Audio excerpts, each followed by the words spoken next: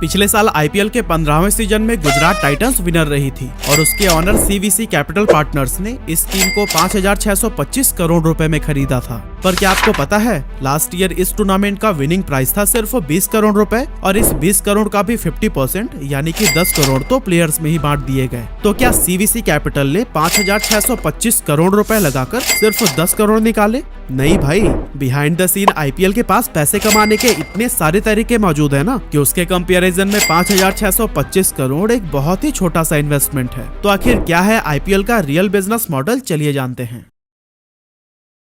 तो दोस्तों, आईपीएल की शुरुआत तो हुई थी 2008 में, लेकिन इसके काफी साल पहले ही ललित मोदी इसी तरह की फ्रेंचाइजी लीग बनाना चाहते थे, जिसका आइडिया इंग्लिश प्रीमियर लीग, जो दुनिया की सबसे बड़ी फुटबॉल लीग है, वहां से आया था, जिसमें सिटी वाइज टीम बनाकर मैचेस खेले जाते हैं। मगर उस time Lalit Modi franchise league बनाने में कामयाब नहीं हो पाए। इसके बाद आईपीएल के शुरू होने के एक साल पहले जी एंटरटेनमेंट, जो जी टीवी और जी न्यूज जैसे चैनल्स को ऑन करती है, इसने आईसीएल की शुरुआत की, जिसका फुल फॉर्म था इंडियन क्रिकेट लीग। इसका कॉन्सेप्ट भी बिल्कुल वैसा ही था जैसा कि आज हम आईपीएल में देखते हैं, मतलब सिटी वाइज टीम बनाई जाएंगी, ऑक्शंस होंगे और सारी टीम्स आपस में भिड़ेंगी। अब आईसीएल क्रिकेटर्स को काफी मोटी रकम ऑफर कर रहा था, इसीलिए ज्यादा से ज्यादा प्लेयर्स इससे जुड़ना चाहते थे। पर यही चीज बीसीसीआई को खटक रही थी, क्योंकि ऐसे में क्रिकेट से रिलेटेड सारी पावर्स बीसीसीआई के हाथों से निकलकर एक दूसरी कंपनी के पास चली जाती। यही वजह थी कि बीसीसीआई ने अपने सारे प्लेयर्स की सैलरी बढ़ा दी। साथ ही ये भी कहा कि जो भी प्लेयर आईसीएल में खेलेगा उसे हमेशा के लिए इंटरनेशनल एंड डोमेस्टिक क्रिकेट से बैन कर दिया जाएगा। और दोस्तों, इस तरह के रिस्ट्रिक्शंस से जितने भी प्लेयर्स आईसीएल खेलने के लिए एक्साइटेड हो रहे थे, उन्होंने अपने पैर पीछे खींच लिए और इस तरह से आईसीएल का द एंड हो गया।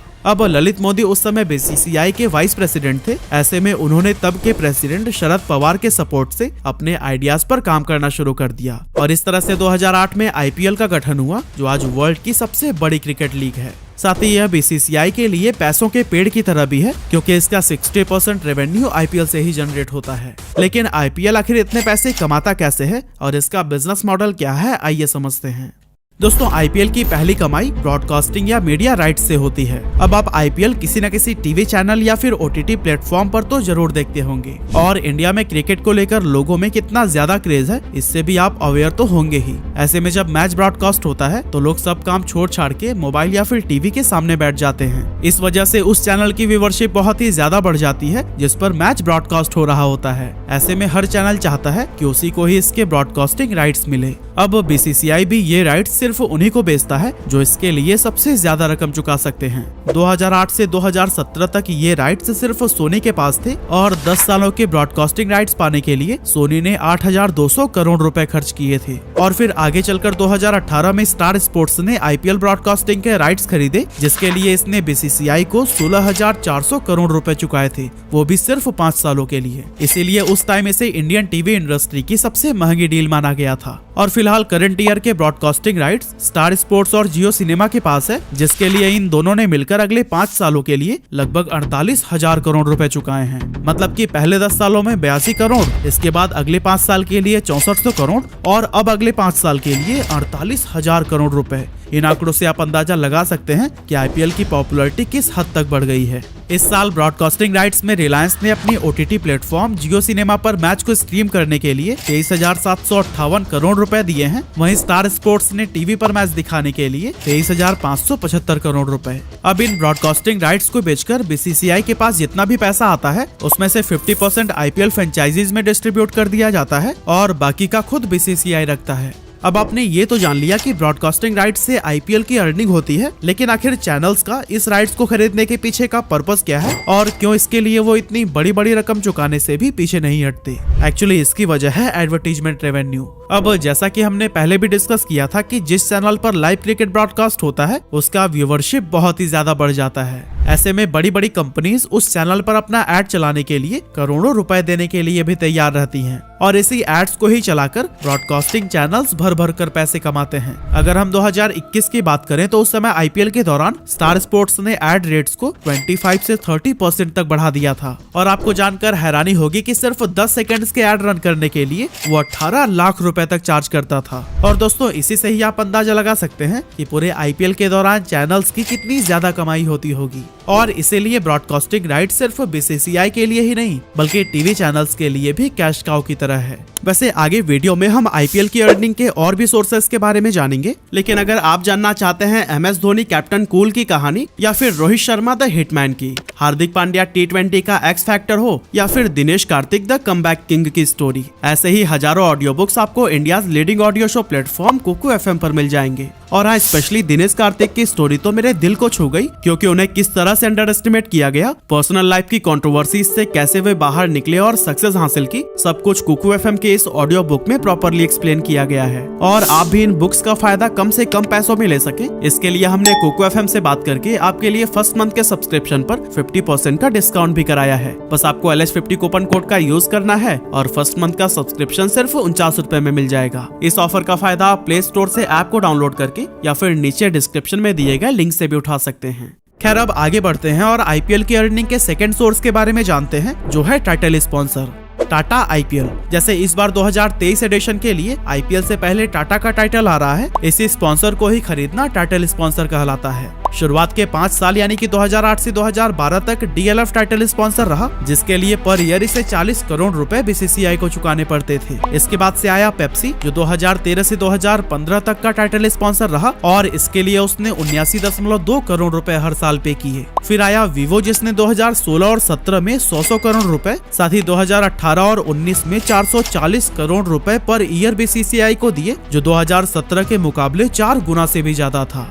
इसके बाद आया ड्रीम 11, जिसने 2020 में 220 करोड़ रुपए चुकाकर टाइटल स्पॉन्सरशिप का ऑक्शन जीता था। और इसके बाद वापस से वीवो ने एंट्री ली और 440 करोड़ रुपए खर्च करके वो 2021 में टाइटल स्पॉन्सर रहा। और दोस्तों, करंट सिनारियो को अगर देखें तो पिछले साल और इस साल का टाइटल स्पॉन्सर टाटा के नाम रहा था, जिसके लिए कंपनी ने कुल 670 करोड़ रुपए बीसीसीआई को दिए। तो दोस्तों, देखा ना आपने, आईपीएल के सामने सिर्फ कंपनी का नाम लगाकर ही बीसीसीआई कई सौ करोड़ रुपए कमा लेती है। टाइटल स्पॉन्सर के अलावा BCCI umpire partner, official partner, digital streaming partners और स्ट्रैटेजिक टाइम आउट पार्टनर जैसे कई सारे तरीकों से पैसे कमाता है। और दोस्तों, ब्रॉडकास्टिंग के तरह स्पॉन्सरशिप से भी बीसीसीआई को जितनी भी अर्निंग होती है, उसका 50% हिस्सा आईपीएल फ्रेंचाइजीज में डिस्ट्रीब्यूट कर दिया जाता है। मतलब कि वीडियो के अंदर अभी तक हमने जिन भी रेवेन्यू की बात की है, उसमें से बीसीसीआई खुद आधा ले लेता है और आधा सभी फ्रेंचाइजीज में बांट देता है। हालांकि चलिए अब जान लेते हैं कि बीसीसीआई के रेवेन्यू शेयर करने के अलावा आखिर आईपीएल फ्रेंचाइजीज और कौन कौन से तरीके से पैसे कमाते हैं।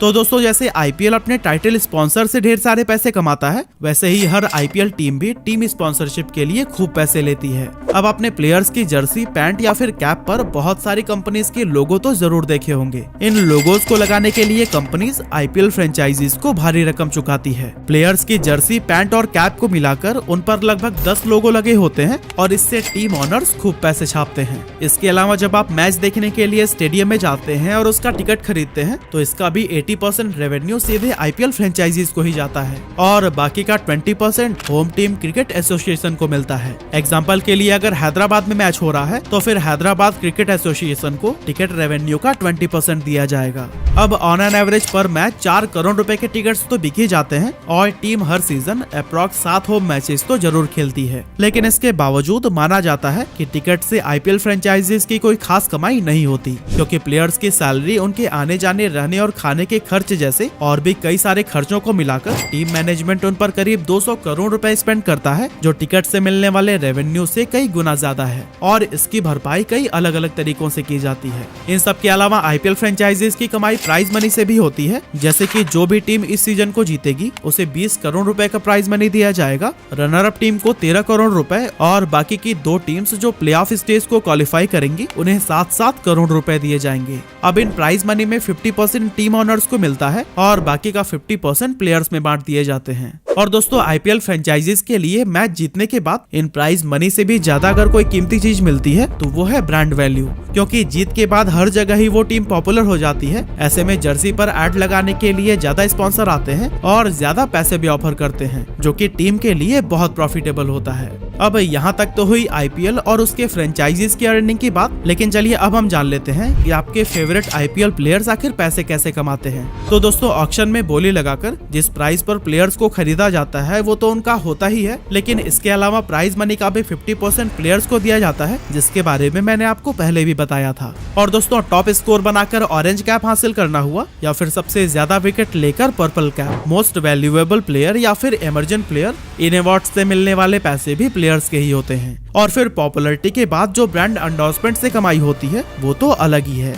उम्मीद करते हैं कि आईपीएल का पूरा बिजनेस मॉडल आपको समझ आ गया होगा। पर हाँ, कुकू एफएम के ऑफर को ग्रैब करना ना भूलिएगा। ऐप को अभी डाउनलोड करिए और LH50 कूपन कोड का यूज करके पहले महीने का सब्सक्रिप्शन सिर्फ 49 रुपए में पाइए।